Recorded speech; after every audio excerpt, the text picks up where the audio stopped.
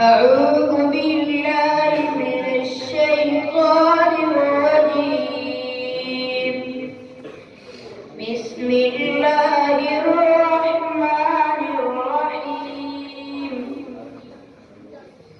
إنا أنزلنا إليك الكتاب بالحق لتحكم بين الناس بما أراك الله، ولا تكن للخائنين خصيما، واستغفر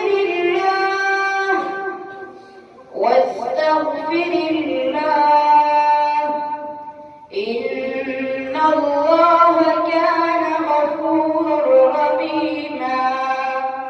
ولا تجادل عن الذين يختانون أنفسهم، إن الله لا يحب من كان خوانا أثيما. يستخفون من الناس ولا يستخفون من الله، وهو معهم إذ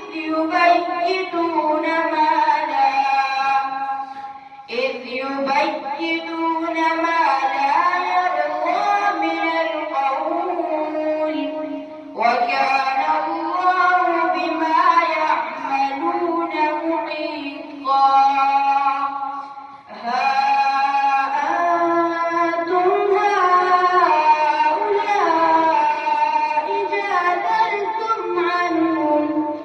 جادلتم عنهم في الحياة الدنيا، فمن يجادل الله عنهم يوم القيامة أم من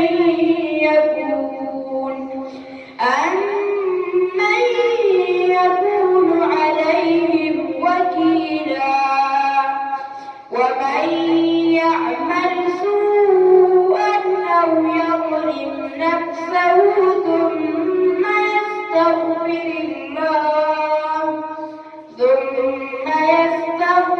الله يجد الله غفورا رحيما.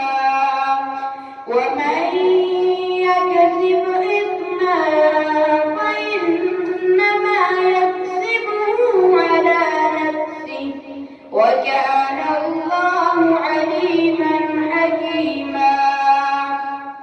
ومن